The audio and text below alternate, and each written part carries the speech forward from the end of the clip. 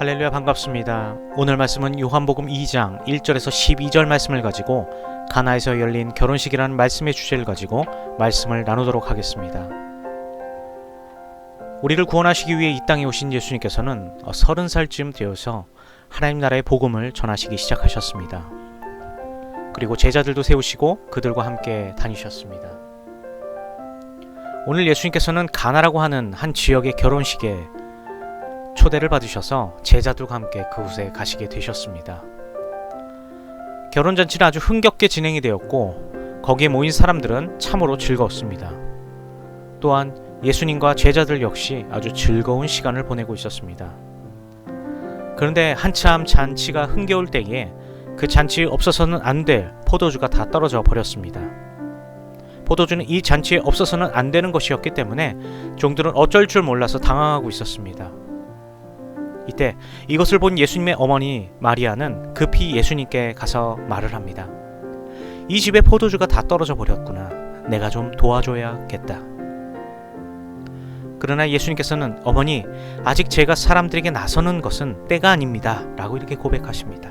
하지만 예수님의 어머니 마리아는 예수님께서 이 일을 해결해 주실 것을 믿었습니다. 그리고는 종들에게 무엇이든지 저 사람이 시키면 그대로 하십시오.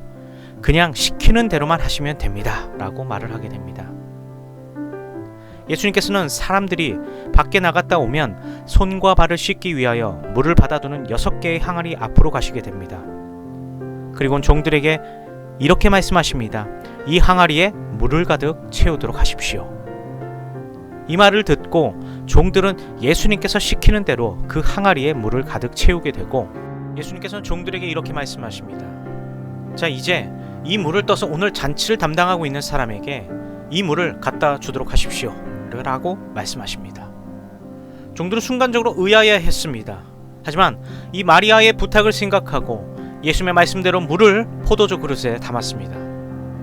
그리고 그 물이 든 포도주 그릇을 연회장의 잔에 부었습니다. 그런데 연회장의 맛을 보는 순간 그 물은 이미 포도주로 바뀌어 있었습니다.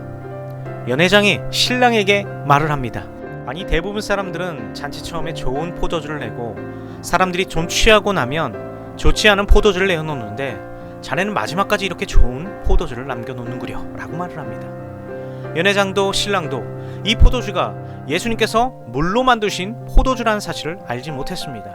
하지만 이 포도주를 가져간 종들은 이 포도주가 예수님께서 만드신 기적의 포도주라는 사실을 알았습니다.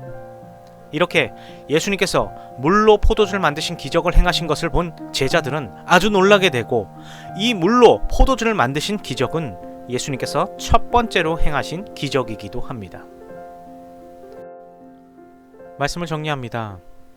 오늘 이 기적은 마리아의 말을 들은 종들이 예수님께서 말씀하신 물 항아리를 채우고 연회장에게 떠서 가지고 가라는 말씀을 순종했기 때문이었습니다. 우리도 믿음 생활을 하다 보면 다소 이해가 되지 않는 말씀들을 접할 때가 있습니다. 하지만 그 예수님의 말씀 그대로 순종하고 행할 때에 우리가 생각하지도 못한 하나님의 은혜와 복을 경험하게 된다는 것을 오늘 말씀을 통해서 배울 수가 있습니다. 우리 모든 사랑하는 성도님들, 하나님의 말씀을 있는 그대로 순종하여서 큰 기적의 사람들로 이번 한 주간도 승리하시기를 간절히 축복합니다. 감사합니다.